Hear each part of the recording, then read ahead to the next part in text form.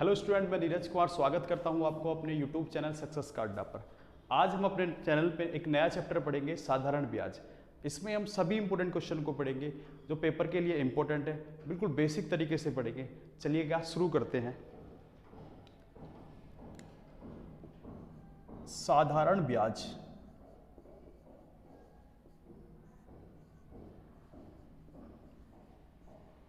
जिसे इंग्लिश में बोला जाता है सिंपल इंटरेस्ट। सिंपल इंटरेस्ट इस चैप्टर को पढ़ने से पहले हम थोड़ा सा बेसिक टर्म्स को समझ लेते हैं, जैसे कि मूलधन। मूलधन जिसे इंग्लिश में प्रिंसिपल बोला जाता है। प्रिंसिपल जिसे हम डिनोट करेंगे पी से। आगे एक होता है मिश्रधन। मिश्रधन क्या होता है? इंग्लिश में हम इसे अमाउंट बोलते हैं। अमाउंट जिसे हम डिनोट करते हैं ए से। उसके बाद दर होगी, इसके अंदर दर जिसे इंग्लिश में रेट बोला जाता है और इसे आर से डिनोट करते हैं हम। ठीक है, चलिएगा आगे चलते हैं। एक होता है समय, इंग्लिश में टाइम बोला जाएगा और वो टी के बराबर होगा। डिनोट किससे करेंगे? टी से। आगे साधारण ब्याज। साधारण ब्याज जिसे हम डिनोट करेंगे एसआई से। अब हम इन टर्म्स को एक एक करके समझते हैं कि मूलधन क्या होगा, मिश्रधन क्या होगा, दर क्या होगी, समय और साधारण ब्याज। ठीक है, मान लीजिए एग्जाम्पल ले लेते हैं हम। मान लीजिए मैंने किसी को 1000 रुपये उधार दे दिए। जब मैं किसी को कोई पैसा उधार दूंगा या किसी से कोई पैसा उधार लूंगा, उसे बोला जाता है मूलधन। ठीक है, अब जब मैं पैसा दूंगा तो ये फिक्स करके दूंगा, रेट फिक्स करना होगा उसके लिए मुझे, मतलब दर फिक्स करनी होगी और समय को फिक्स करना पड़ेगा। मान लेता हूं मैं 5% के रेट से दिया। कितने दर रेट से? 5% की दर से दिया। और कितने समय के लिए दिया? 2 साल के लिए। मतलब मैंने किसी को 1000 रुपये दिए 5% के रेट से और कितने समय के लिए? 2 साल के लिए पैसे उधार दे दिया। अब मैं देखूंगा कि कितने परसेंट, 5% के रेट से अगर मैं 5% के रेट से ब्याज निकालता हूं तो कितना आएगा? 50 रुपये आएगा।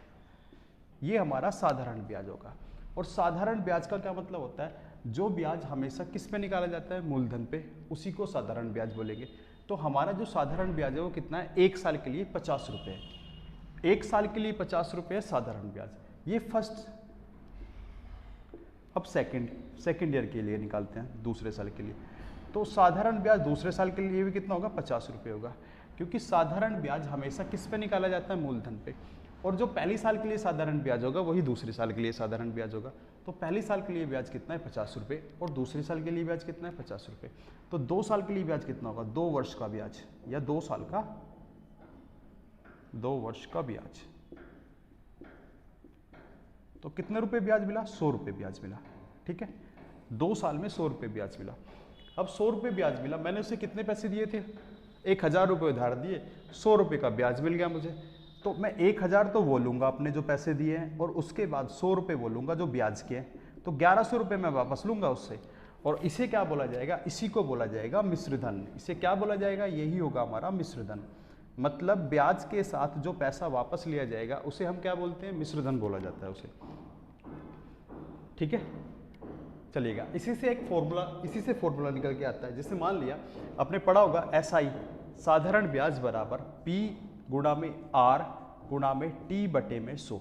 ये होगा साधारण ब्याज के लिए फॉर्मूला। क्या होगा? पी गुणा आर गुणा टी बटे 100 होगा। और अमाउंट मिश्रधन निकालने के लिए क्या होगा? प्रिंसिपल के अंदर अगर मैं ब्याज जोड़ दूं तो वो मिश्रधन बन जाता है। ठीक है, चलिएगा आगे चलते हैं। अब थोड़ा सा कंसेप्चुअल समझ लेते हैं हमसे आगे। चलिएगा आगे चलते हैं।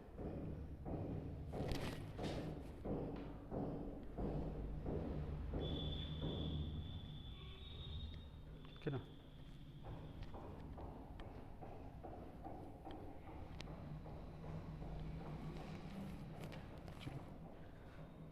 ठीक देखिएगा। अभी मैंने बताया आपको कि मूलधन कितना है इसमें? 1000 रुपये, और रेट कितना है? 5%। इसका ये मतलब होगा 1 साल के लिए रेट है ये। 1 साल के लिए रेट दर तो 1 साल के लिए 5% दर है। 1 साल के लिए कितनी परसेंट दर है? 5%। जब 1 साल के लिए 5% है तो 2 साल के लिए कितनी होगी? 2 साल के लिए दर कितना होगा? तो 5 गुणा कितना होगा? 2। तो 2 साल के लिए दर होगी जो 10% होगी। इसका मतलब ये हुआ कि 2 साल में मुझे टोटल 10% का ब्याज मिलेगा। कितना? 10% का। और ब्याज मैं किस पे निकालूंगा? ब्याज निकाला जाता है किस पे? मूलधन पे। तो 1000 का मैं 10% निकाल लूँ तो कितना आएगा? 1000 का 10% निकालने के बाद 100 रुपये आएगा। 1000 का 10% कितना आएगा? 100 रुपये आएगा। मतलब 1000 रुपये का 10% मैंने निकाला तो कितना आया? 100 रुपये आया। 100 रुपये मुझे 2 साल में ब्याज मिलेगा। 100 रुपये कितने साल में? 2 साल में ब्याज मिलेगा। जैसे कि ये 1 साल का रेट है 5%, तो 2 साल में कितना होगा? 10%। और मैं बोलूँ 3 साल में कितना होगा? तो होगा 15% होगा। अब 100 रुपये ब्याज आया, हमारा ब्याज कितना आया? 100 रुपये। अब 1000 तो ये होंगे और उसके बाद 100 रुपये ये होंगे, तो कितना होगा टोटल? 1100 रुपये का ब्याज होगा। मतलब 1100 रुपये मिलेंगे टोटल मुझे, 100 रुपये ब्याज की और 1000 रुपये क्या होगा? मेरा मूलधन होगा। तो इसे बोला जाता है मिश्र धन। इसे क्या बोला जाएगा? मिश्र धन बोला जाएगा।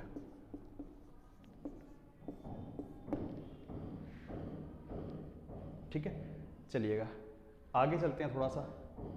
आशा करता हूँ समझ आया होगा। चलिएगा थोड़ा सा आगे चलते हैं। पहले स्क्रीनशॉट ले लीजिए। टेस्ट का ध्यान रखना पड़ेगा थोड़ा सा। देखिएगा हमारा आज का पहला क्वेश्चन है कि उसने बोला 2000 रुपये की राशि पर 18% वार्षिक दर से कितने साल के लिए? 5 साल में कितना साधारण ब्याज प्राप्त होगा। तो हमारा मूलधन कितना दे रखा है? मूलधन यानी कि पी दे रखा है हमारा 2000 रुपये। ठीक है, पी 2000 रुपये दिया है और दर कितनी दे रखी है? आर हमारी दे रखी है 18%। दर हमारी 18% है और टाइम कितना दे रखा है उसके अंदर? 5 साल दे रखा है टाइम। ठीक है ना, 5 साल। उसने कहा कितना ब्याज होगा। अगर बिल्कुल बेसिक सा सिंपल सा क्वेश्चन है तो आपको कुछ नहीं करना है, बस फॉर्मूला लगाना है। S I is equal to P गुणा में आर गुणा में टी बटे में 100 बराबर अपोन में 100 ही होगा। ठीक है, पी की वैल्यू कितनी है हमारी? 2000 गुणा में आर कितना है हमारा? 18% और गुणा में 5 बटे में 100 होगा। अब देखिएगा मैं बिल्कुल आराम से बताऊंगा। मैं इन 2 जीरो से ये 2 जीरो काट लेता हूँ। मैंने ये 2 जीरो से 2 जीरो काट ली। जब भी हम मल्टीप्लाई करेंगे तो हम कोशिश करेंगे जीरो बनाने के लिए। मैं ये 20 बचा और ये 5 बचा। 20 की मल्टीप्लाई जब मैं किस में करूँगा? 5 में, तो 100 आएगा। और 100 की मल्टीप्लाई मैं किस में करूँगा? 18 में करूँगा। तो हमारा आंसर आ जाएगा 1800 रुपये। कितना आंसर आएगा हमारा? 1800 रुपये। तो ये हमारा ब्याज होगा। कितना ब्याज होगा? 1800 रुपये ब्याज मिलेगा। मतलब 2000 रुपये पर 18% के रेट से 5 साल में हमें कितना रुपये ब्याज मिलेगा? 1800 रुपये ब्याज मिलेगा। ये हमारा आंसर होगा। ठीक है, चलिएगा स्क्रीनशॉट लीजिए इसका। चलिएगा आगे चलते हैं। रुक जाएगा।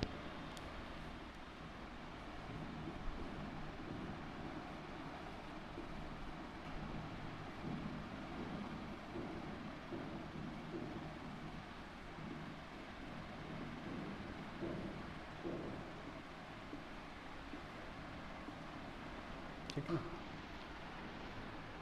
ठीक है, चलिएगा स्टूडेंट आज का हमारा दूसरा क्वेश्चन है। ये क्वेश्चन किस बेस पे होगा? जिसमें मंथ दिए होंगे। मंथ या मतलब महीने दिए होंगे। पहला जो क्वेश्चन था उसमें साल दी हुई थी, इस क्वेश्चन में महीने दिए हैं। जैसे क्वेश्चन देखिएगा कि 6000 रुपये पर 6% वार्षिक दर से 8 महीनों का साधारण ब्याज निकालना है। इस पर कितने महीने का? 8 महीनों का साधारण ब्याज निकालना है इसके लिए। तो चलिएगा इसमें क्या गिवन है? मूलधन दे रखा है हमारा 6000, उसके बाद आर दे रखा है 6% और टाइम कितना दिया है इसके अंदर? 8 महीने दिया है। 8 महीने टाइम। तो फिर बेसिक फॉर्मूला लगाते हैं। S I is equal to P गुणा आर गुणा टी बटे में 100। ये हमारा फॉर्मूला होगा। ठीक है, अब देखिएगा मूलधन हमारा कितना है? 6000 और आर कितनी दे रखी है हमारी? 6% दे रखी है और समय कितना दे रखा है? 8 अपोन में 100। अगर इसमें टाइम महीनों में दिया होगा तो मैं क्या करूंगा? 12 से डिवाइड भी करूंगा। पहले टाइम किस में था, साल में दिया हुआ था। इस बार टाइम किस में दिया हुआ है, महीनों में दिया हुआ है। किसके अंदर, महीनों के अंदर। इसलिए मैंने इसे क्या किया, 12 से डिवाइड कर दिया। 0 से 0 काट लूंगा मैं, ठीक है ना। 12 से जब मैं इसे काटूंगा, 12 पंजी 60 आएगा। और कितना बचा, 5 इंटू में 6 इंटू में 8 होगा। मैं 5 की मल्टीप्लाई किस में करूँगा, 6 में करूँगा। 5 की मल्टीप्लाई 6 में करूँगा, 30 आएगा। कैसे मैं लिख लेता हूँ, 5 गुणा में 6 गुणा में 8, तो 5 छंग 30 गुणा में 8 कितना होगा, 240 होगा। मैंने अलग अलग मल्टीप्लाई करके दिखाई है आपको। तो हमारा ब्याज कितना हुआ, 240 रुपये हमारा ब्याज मिला। मतलब 8 महीनों में जो ब्याज हुआ वो कितना रुपए हुआ, 240 रुपये। अब उसने आपसे मिश्र धन पूछा है, और मिश्र धन मैंने आपको बताया क्या होता है मिश्र धन। अगर मूलधन के अंदर, मूलधन हमारा कितना है 6000, और मूलधन के अंदर अगर मैं ब्याज जोड़ देता हूँ तो क्या बन जाता है, मिश्र धन। तो ये कितना हो जाएगा जब मैं इसमें जोड़ूंगा, 6240 रुपये हमारा मिश्र धन होगा। यही हमारा आंसर होगा। ठीक है, चलिएगा स्क्रीनशॉट लीजिए। हम तीसरे क्वेश्चन पे चलते हैं। 2500 रुपए का 5% की दर से, दर कितना दे रखा है, 5% की दर से, और 219 दिन का साधारण ब्याज निकालना है। कितने दिन का, 219 दिन का। जैसे कि मैंने ऊपर लिखा हुआ है, अगर दिन दिए हुए तो आपको क्या करना होगा, ठीक है ना। सिंपल सा क्या दे रखा है, प्रिंसिपल दे रखा है या मूलधन दिया हुआ है 2500 रुपये। आर कितना दे रखा है उसके अंदर, 5% दिया हुआ है आर, और दिन जो दे रखी है उसके अंदर समय जो दिया हुआ है, कितना टाइम कितना दिया हुआ है, 219 दिन दिए हुए। कितने, 219। ठीक है, तो बिल्कुल बेसिक सा फॉर्मूला लगाते हैं, SI बराबर P गुणा R गुणा T बटे में V। ठीक है, चलो लिख लेते हैं। P कितना दे रखा है इसमें, 2500 गुणा में R कितना दिया हुआ है, 5%, और दिन कितने दिए हुए, 219 दिन दिए हुए। ठीक है ना। अब आपको ध्यान रखना है, अगर दिन दिए हुए और उसने ये नहीं बोला है कि वो साधारण वर्ष है या नियुक्त वर्ष है। अगर नहीं बोला है तो मैं 365 दिन रखूंगा नीचे। कितने दिन, 365 दिन। अगर वो बोल के दे दिया है तो मैं कितना दिन रखूंगा यहाँ पे, 366 दिन रखूंगा। अब हम इसे सोल्व कर लेते हैं। जब भी दिन दिए होंगे तो हम सबसे पहले क्या करते हैं, 73 से काटने की कोशिश करते हैं। तो 73 दिया होता है, 73 दिया 219, और 73 पंजे काटेगा, ठीक है ना, 365। अब मैं 2 0 से 2 0 ये काट लेता हूँ, इस 5 से ये 5 कटे, ठीक है ना। तो 25 और 3 बचा हुआ है, 25 और 3 पता है कितना, 25 की गुणा 3 में करो तो 75 आ जाएगा। तो हमारा 75 रुपये साधारण ब्याज है। यही हमारा आंसर, बहुत ही सिंपल सा है। चलिएगा स्क्रीनशॉट लीजिए इसका। हमारा आज का 4th क्वेश्चन है। इसमें दिया हुआ है आपको कि 3200 रुपए का 4 अप्रैल 2012 से 16 जून 2012 तक का 5% की दर से साधारण ब्याज ज्ञात कीजिए। ये आपको क्वेश्चन करने से पहले सामने आपको स्क्रीन पे नोट लिखा हुआ है। नोट में क्या दिया हुआ है, जिस दिन पैसा दिया जाएगा, मतलब जिस दिन पैसा दिया जाएगा वह दिन ब्याज के रूप में काउंट नहीं होगा, लेकिन जिस दिन पैसा लिया जाएगा वह दिन ब्याज के रूप में काउंट होगा। देखिएगा, समझ लेते हैं इसे। उसने मूलधन दे रखा है कितना, मूलधन दिया है हमारा 3200 रुपये। मूलधन कितना, 3200 रुपये, और आर कितना दे रखा है हमें उसने, 5%। आर कितना दे रखा है, 5%। हम इसमें टाइम निकाल देते हैं कितना होगा। उसने बोला 4 अप्रैल से 16 जून तक, 4 अप्रैल से 16 जून तक, और मैंने क्या लिखा है, जिस दिन पैसा दिया जाएगा वह दिन ब्याज के रूप में काउंट नहीं होगा। इसका मतलब 4 अप्रैल को छोड़ दिया जाएगा, 4 अप्रैल को। और अप्रैल की अगर मैं बात करूं, अप्रैल में कितने दिन होते हैं, अप्रैल का जो महीना होगा वो 30 दिनों का होगा, तो कितने दिन बचे, 26 दिन। अप्रैल के बाद मई आएगा, मई कितने का होता है, 31 दिन का मई, और उसके बाद जून आया, और जून में कितने दिन बोला उसने, 16 जून। यही मैंने लिखा है, जिस दिन पैसा लिया जाएगा वह दिन ब्याज के रूप में काउंट होगा। 16 में लिया मैंने इसके अंदर, लेकिन 4 छोड़ दिया इसमें, ठीक है ना। अब मैं इन सबको ऐड करता हूं तो ये 73 दिन आ जाएगा। कितने आएगा, 73 दिन आएगा जोड़ने के बाद, ठीक है। अब फिर सॉल्यूशन कर लेते हैं इसका। SI बराबर P गुणा में R गुणा में T बटे में 100। क्या होगा, P गुणा R गुणा T बटे 100 होगा, ठीक है ना। तो मूलधन कितना दे रखा है हमारा, 3200 रुपये मूलधन दिया हुआ है। कितना मूलधन दिया हुआ, 3200 रुपये, और दर कितनी दे रखी है, 5% दे रखी है, और टाइम कितना है हमारा, 73 दिन आया है। ठीक है ना, अपोन में 100। और अभी मैंने बोला है कि नीचे क्या होगा, अगर दिन दिए होंगे तो नीचे क्या होगा 365 रखा जाएगा, और 365 रखा जाएगा, और मैंने 73 से बोला है काटने के लिए, तो 73 एकम 73 होगा, और ये 5 बार कटेगा। ठीक है, ये कितनी बार कटा, 5 बार। 0 से 0, 2 0 से 2 0 कट गई, और 5 से मैं 5 को काट दूंगा, कितना बचा हमारे पास में, 32 रुपए बचा। तो 32 रुपए जो बचा है हमारे पास में ब्याज है, ब्याज कितना बचा, 32 रुपए। यही हमारा आंसर होगा, तो यही पूछेगा। ठीक है, स्क्रीनशॉट लीजिए इसका। चलिएगा आगे चलते हैं थोड़ा। चलिएगा स्टूडेंट, आज का हमारा 5वां क्वेश्चन है। इसमें दिया हुआ है आपको, यदि किसी धन पर 3 वर्ष के लिए 12.5% की दर से 12.5% की दर से लगा साधारण ब्याज मूलधन से 3500 रुपए कम है, तो मूलधन और ब्याज की दर ज्ञात करिए। क्या निकालना है, मूलधन और ब्याज की दर ज्ञात करिए। चलिएगा देखते हैं इसे, ठीक है ना। तो उसने बोला 12.5%, रेट कितना है, 12.5%। 12.5% को मैं फ्रैक्शन में बदलूंगा, यानी दिन में बदलूंगा, और 12.5% की वैल्यू 1/8 होती है। कितनी वैल्यू होती है, 1/8। जिस स्टूडेंट को नहीं पता है तो 12.5% को भिन्न में बदलने के लिए मैं क्या करता हूँ, देखिएगा, परसेंटेज को हटाकर 100 से डिवाइड किया जाता है। ठीक है, पॉइंट डालूंगा, एक जीरो फिर लगा दूंगा। अब मैं इसे काट दूंगा, 25 पंजे, और ये कितना होगा, 25 चौके 40 आया। एक बार फिर काटते हैं, मैंने 5 से कम 5 5 90 40, तो कितना है, 1/8 होगा ये। ठीक है ना। बाकी आपको याद रखनी है कि 12.5% की वैल्यू किसके बराबर है, 1/8। इसका ये मतलब हुआ कि हमारा जो मूलधन है, मूलधन हमारा कितना है, वो 8 यूनिट है। हमारा मूलधन कितना है, 8 यूनिट। ठीक है, और 1 साल के लिए जो साधारण ब्याज है वो कितना है, 1 यूनिट। जब 1 साल के लिए साधारण ब्याज 1 यूनिट है, तो 3 साल के लिए कितना होगा, 3 यूनिट होगा।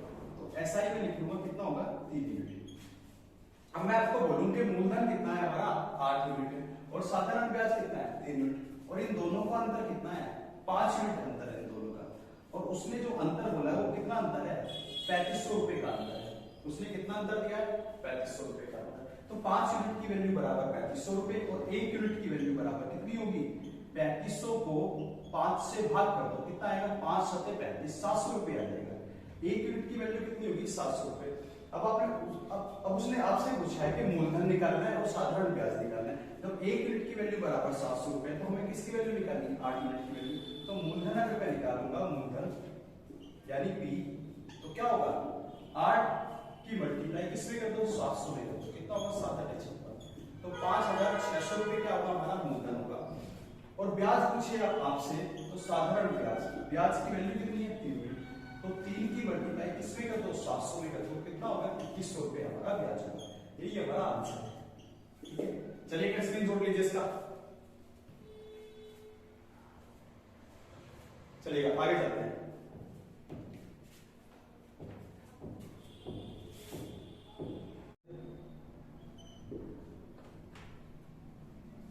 शुरू से बनेंगे क्या?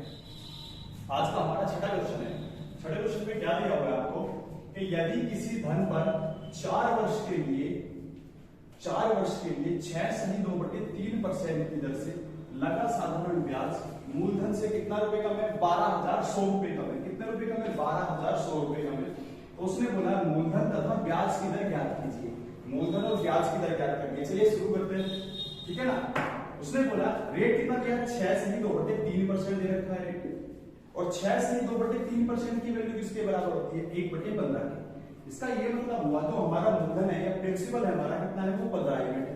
बी की वैल्यू कितनी है हमारी, 15 यूनिट है प्रिंसिपल या मूलधन, ठीक है ना। और 1 साल के लिए जो साधारण ब्याज है वो 1 यूनिट है, तो 4 साल के लिए कितना होगा, 4 यूनिट साधारण ब्याज होगा। तो 4 साल के लिए कितना होगा, 4 यूनिट। हमारा मूलधन कितना है, 15 यूनिट, और साधारण ब्याज कितना है, 4 यूनिट। उसने कहा है कि साधारण ब्याज और मूलधन से कितना कम है, 12,100 रुपए कम है। इसका मतलब है दोनों का अंतर दे रखा है। हमारे अकॉर्डिंग दोनों का अंतर कितना होगा, हमारे अकॉर्डिंग दोनों का अंतर है 11। उसने कितना अंतर बोला है, 12,100 रुपए। तो 11 यूनिट की वैल्यू कितनी होगी, 12,100 रुपए होगी। और 1 यूनिट की वैल्यू कितनी होगी, 1 यूनिट की वैल्यू 12,100 को किससे डिवाइड कर दो, 11 से।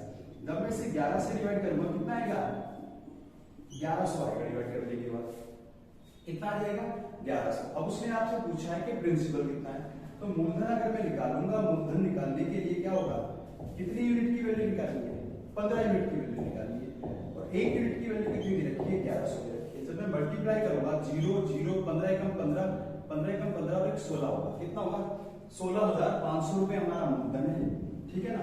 और साधारण ब्याज कितना होगा हमारा, 4 की मल्टीप्लाई किसमें कर दो 11 16 कर दो, कितना होगा 4,400 रुपए हमारा क्या होगा, साधारण ब्याज होगा, ठीक है ना।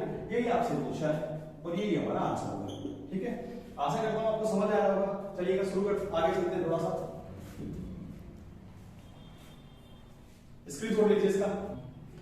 चलिए स्टूडेंट, आज का हमारा 7वां क्वेश्चन है और इसमें क्या दिया हुआ है, उसने बोला है किसी धन का जो जब ये धन की बात करेगा तो इसका मतलब वो प्रिंसिपल की बात कर रहा है या मूलधन की बात कर रहा है। तो किसी धन का 14.5% वार्षिक दर से 3 वर्ष का मिश्रधन क्या होता है, जो ब्याज के साथ पैसा, मतलब जिसके अंदर मूलधन प्लस में ब्याज दोनों होते हैं, उसे क्या बोला जाता है मिश्रधन। कितना दे रखा है, 7,642 रुपए दे रखा है। तो वह धन ज्ञात कीजिए, क्या निकालना है, वह धन मतलब मूलधन निकालना, हमें पी निकालना है इसके अंदर। चलिएगा शुरू करते हैं। तो हम देखेंगे 14.5% की जो वैल्यू है वो किसके बराबर होगी, 14.5% की जो वैल्यू होगी वो किसके बराबर होगी। तो 14.5% किसके बराबर, 29/200, किसके बराबर 29/200। कैसे सेंस किया देख लीजिए आप एक बार। 14.5% मैं 2 की मल्टीप्लाई 14 में करूंगा, 14 दूनी 28 और 29, 29/2 ये परसेंटेज में आएगा। और परसेंटेज को भिन्न में बदलने के लिए मैं क्या करता हूँ, 100 से डिवाइड कर देता हूँ। मैं 100 से डिवाइड करूंगा तो ये आ जाएगा, तो 29/200 आएगा एक निकालने के बाद, ठीक है ना। तो 14.5% किसके बराबर, 29/200 के बराबर। तो हमारा मूलधन कितना है, हमारा मूलधन है 200 रुपए, मतलब 200 यूनिट। और हमारा एसआई, जब 1 साल के लिए एसआई 29 है, तो 3 साल के लिए कितना एसआई होगा, 29 की मल्टीप्लाई 3 में करते तो आ जाएगा 87। कितना आएगा, 87। 1 साल के लिए साधारण ब्याज 29 रुपए है, 29 यूनिट है, तो 3 साल के लिए कितना होगा, 87 यूनिट होगा। ये यूनिट में वैल्यू होगी। उसने बोला मिश्रधन दे रखा है, तो मिश्रधन कब होता है, अमाउंट की बात कर रहे हैं। अगर मैं प्रिंसिपल के अंदर क्या जोड़ दूं, सिंपल इंटरेस्ट या साधारण ब्याज जोड़ देता हूं, तो क्या बन जाता है, अमाउंट। ये मैंने जोड़ दिए दोनों, 200 में मैंने 87 को जोड़ दिया, कितना बना, 287 हो जाता है, 287 बनेगा। उसने मिश्रधन बोला है कितना दे रखा है, 7,642। तो 287 यूनिट की वैल्यू कितनी है, 7,642 रुपया 287 यूनिट की वैल्यू। यहां से आप 1 यूनिट की वैल्यू निकालेंगे, तो 1 यूनिट की वैल्यू निकालने के लिए मैं क्या करूंगा, 7,642 को मैं डिवाइड कर दूंगा किससे, 287 से। और जब मैं इसे काटूंगा तो ये पूरा कटेगा 26 बार। आपको डिवाइड करना पूरा कितनी बार कटेगा, 26 बार कटेगा। और आपसे उसने पूछा है कि प्रिंसिपल कितना है, मूलधन कितना है, तो कितने यूनिट की वैल्यू निकालनी है, 200 यूनिट की वैल्यू। जब 1 यूनिट की वैल्यू बराबर 26 है, तो 200 यूनिट की वैल्यू कितनी होगी, 26 दूनी 52, 5,200 रुपए होगा हमारा मूलधन। यही आपसे पूछा है और यही आंसर होगा, ठीक है। चलिएगा आगे चलते हैं, पहले इसका स्क्रीनशॉट लीजिए।